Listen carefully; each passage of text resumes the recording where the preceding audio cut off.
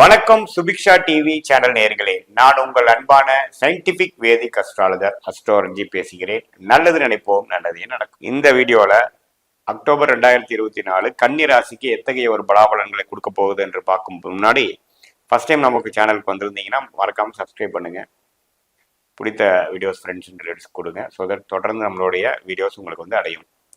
இப்போ பார்த்தீங்கன்னா கன்னி ராசிக்கு ஆண்டு கிரகம் என்று சொல்லப்படுகிற ராகு 7ஆம் இடத்திலே நீடித்திருந்திருக்கிறார்.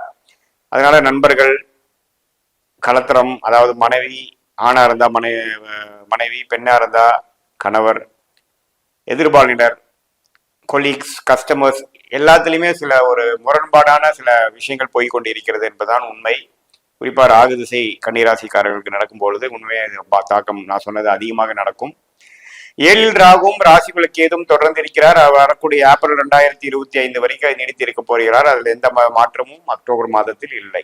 அதே சமயத்தில் குரு வந்து 9ஆம் இடத்தில் நீடித்திருந்து ராசியை பார்ப்பது ஒரு பலம்.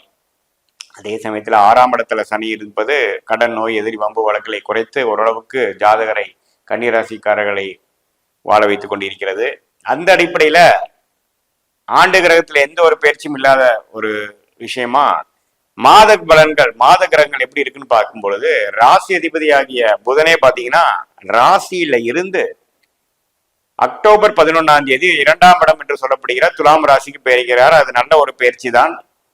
என்னதான் ராசியிலிருந்து விலகினாலும் 2ஆம் இடம் என்று சொல்லப்படுகிற ராஜோகாதிபதி வீடு சுக்கிரன் வீட்டு, அதுக்கு பிடித்த சுக்கிரன் வீட்டுக்கு மாறுவது தவறு இல்லை. அதே சமயத்துல சூரியன் 17ஆம் தேதி ராசியிலிருந்து 2ஆம் இடத்துக்கு வருகிறார், பரவாயில்லை. அதே சமயத்துல 10ஆம் இடத்துல செவ்வாய் இருந்து பல தொழில் முயற்சிகள் உத்வேகத்தை கொடுத்து கொண்டிருந்த செவ்வாய் கடகத்துக்கு லாபஸ்தானத்துக்கு மாறுவது கொஞ்சம் நல்ல ஒரு மாற்றம். இதுவரைக்கு கடுமையான உழைத்த கன்னிராசிக்காரர்களுக்கு கொஞ்சம் பலம் கிடைக்கக்கூடிய ஒரு மாற்றம். கைக்கு வந்தது வாய்க்கு வரவே இல்லை என்று சொல்லக்கூடிய விஷயத்துக்கு வந்து கொஞ்சம் சற்று ஒரு பலன்களையும் சில பெனிஃபிட்ஸும் அறுவடை செய்யக்கூடிய அமைப்புகள். இதுக்கு மேல கொஞ்சம் உழைக்க வேண்டியதுல வெயிட் பண்ணி பார்த்தா போதும், வரக்கூடிய பெனிஃபிட்ஸ் அனுபவிக்கலாங்கிற ஒரு காலத்தை கொடுக்கக்கூடிய அமைப்பு வந்து குறிப்பா அக்டோபர் 21ஆம் தேதி ஆகக்கூடிய செவ்வாய் பயிற்சி மிதுனத்திலிருந்து கடகத்துக்கு மாறுவது ஒரு நல்ல ஒரு அமைப்பு. அதே சமயத்துல சுக்கிரன் 2ஆம் இடத்துல இருக்கக்கூடிய சுக்கிரன் 3ஆம் இடத்துக்கு மாறி 9ஆம் இடத்துக்கு கனெக்ட் ஆகிறதும் தப்பில்லை. பூர்வீக விஷயம், தந்தையார் விஷயத்துல ஒரு நல்ல ஒரு முன்னேற்றம் கிடைக்குது. சுப விரயங்கள் கொடுக்கக்கூடிய அமைப்புகள் உண்டு. எல்லாமே கொஞ்சம் பரவாயில்லை. வருமானம் வந்தாதானே சுப விரயம் பண்ண முடியும். அந்த அடிப்படையில வருமானமும் வரக்கூடிய அமைப்புகள் உண்டு.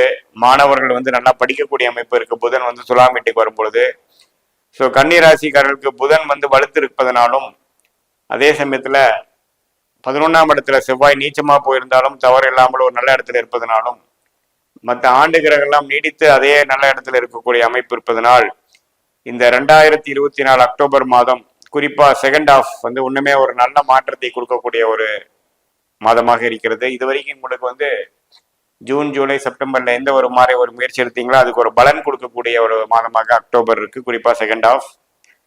ஸோ அதனால கன்னிராசிக்காரர்களே பார்த்தீங்கன்னா கொஞ்சம் புத்தி கூர்மையும் எல்லாமே டெக்னிக்கலா யோசிக்கக்கூடியவங்க, லாஜிக்கல் மைண்ட் யூஸ் பண்ணக்கூடியவங்க.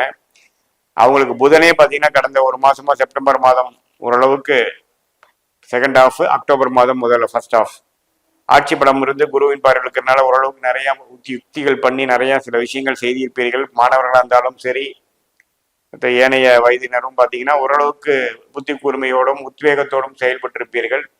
அதுக்கு வேணுங்கிற பலன் பெறக்கூடிய ஒரு மாதமாக அக்டோபர் மாதம் குறிப்பா செகண்ட் ஹாஃப் வருகிறது என்பதை நாம் தெரிந்து கொள்ள வேண்டும்.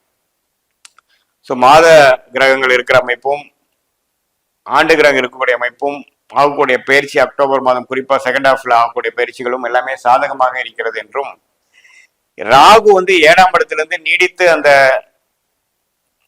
குடும்பம், சிநேகிதம், பங்குதாரர், எதிர்பாலினத்தினர் அது மாதிரி சில விஷயங்கள் கொஞ்சம் எச்சரிக்கையுடன் இருக்க வேண்டும். முன்னமே கொஞ்சம் அடுத்த 6 மாசத்துக்கு ராகு இருப்பதனால் அந்த கடன் தொல்லை, உறவுகள்ல சில தொல்லை, ஆட்கள்ல சில தொல்லை அப்படிங்கிற மாதிரி விஷயங்கள் கொஞ்சம் கொடுக்கக்கூடிய அமைப்பு இருக்கு. அந்த ராகு வந்து ஏப்ரல் 2025 பயிற்சி ஆகும் பொழுதுதான் அந்த பிரச்சனை நீங்கி ஓரளவுக்கு ஆயின்று இதுவரைக்கும் இல்லாத ஒரு ஒரு சுகமும் ஒரு சேசிங் மென்டாலிட்டி இல்லாமல் இப்ப நம்ம ஒரு மன நிறைவுக்கு வந்துவிட்டோம் என்ற அமைப்பு கொடுக்குது. ஸோ அதனால அந்த ஒரு விஷயம் மட்டும்தான் கொஞ்சம் சாதகமாக இருக்குதுங்கிறதை நீங்க தெரிந்து கொள்ள வேண்டும்.